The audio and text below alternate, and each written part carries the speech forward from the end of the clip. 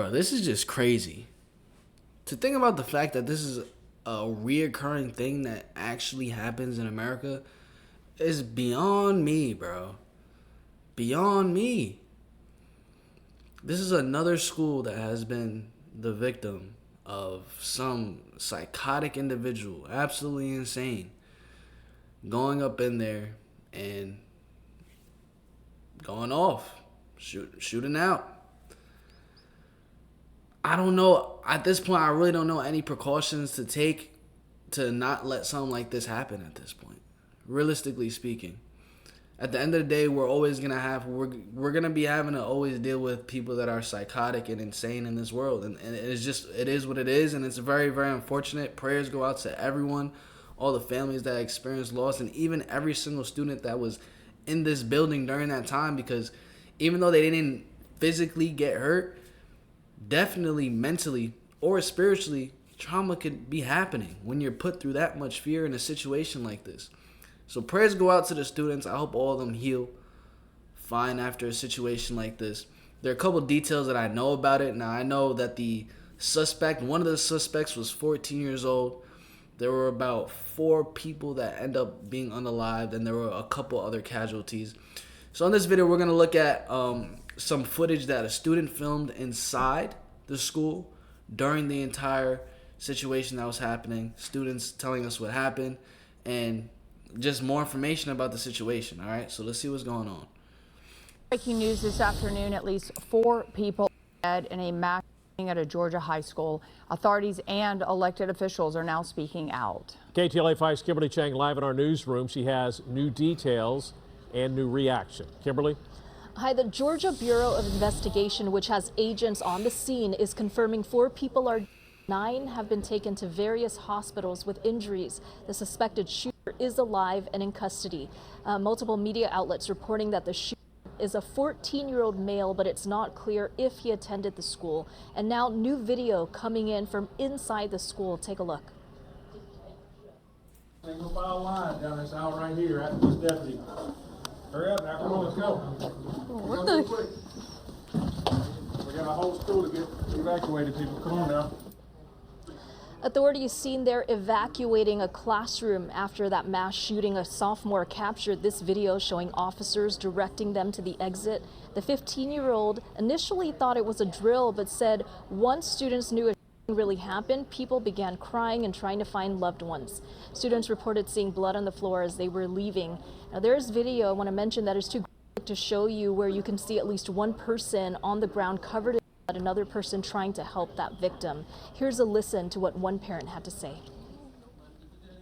My child was in his classroom, and so the shooter was shooting across from the classroom. So his coach had ended up blocking his door and locking the door to prevent the shooter from coming in his classroom. A lot of kids are in shock and crying, and parents, because we didn't think this would ever happen here.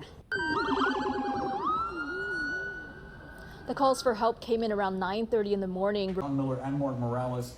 Apparently the high school at the center of today's mass. Bro, I genuinely wonder what goes through the mind of the shooter.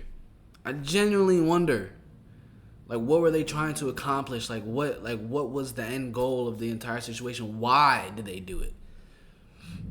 And received an earlier phone. That's according to multiple law enforcement officials. Let's go ahead and go to John Miller right now. So they were actually warned by a phone call before all this happened. John, as you're getting these details, this is very significant. Apparently law enforcement got word that there was a warning about shootings at 5 schools, and this would be the first. That is what we're told. Investigators are probing reports that a phone call was made to Appalachia High School this morning saying that there would be shootings at 5 schools, that it would be the first. If we go back through some of our reporting, and we talk about how police deployed to all the schools in Barrow County, all the high schools, even though there were no reports of shots fired there, that could have been an abundance of caution and a good response tactic, or it could have been in relation to that threat. So what they are investigating now is it possible that that threat came from the student who is in custody as the alleged shooter? Is it possible that that threat came from someone that he asked to make that phone call at or about the time that he opened fire? At this point, we don't know any identities of any of the casualties at this point. How do you know it was a math teacher? Because my friend was in that class when he had math period, and she was telling me that when he opened the door to see what was going on, because he was trying to make sure if it was a drill or not, he opened the door, and right when he opened the door and peeked out, they shot him. So you're saying this was happening in the hallway, your friend was in a classroom, the teacher in that classroom tried to go outside to see what was going on, and that teacher was She shot? said, like, as soon as he opened the door, he got shot. Guys, I have been online on Instagram. I follow this school in Winder, Georgia, since I'm already, in Georgia. And this is what somebody just posted on their Instagram, saying that they have, not found everybody. It looks like there's some other people. It says, they found one shooter with a letter of a list of schools. So please be careful. There was 6 high schools listed, so if you're near Appalachia, please be careful, because all the shooters haven't been found. They're like some high school listed or something. If you have any kids in a Georgia school right now, I just think it's in the best interest of everybody just to go pick them up right now. Make sure you're protecting yourself and your children, of course. And it looks like there's developing stories. It's not only the unaliving of the people, which they just announced there's over 30 people that have been wounded, and at least 4 people that have been unalived by this. So right here, it says there have been 6 high school listed. So if there's multiple of them, it means they have not catch them all. Like, I wouldn't just send your kids back to school right away. Yeah, it's not even worth the risk. Not worth the risk at all.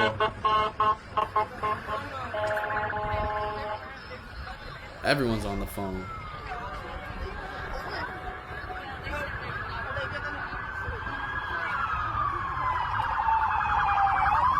Holy shucks.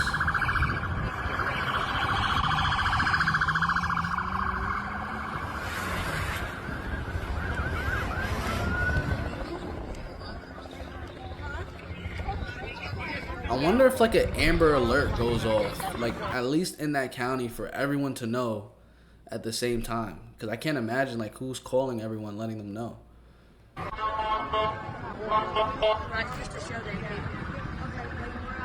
Or some type of like emergency alert.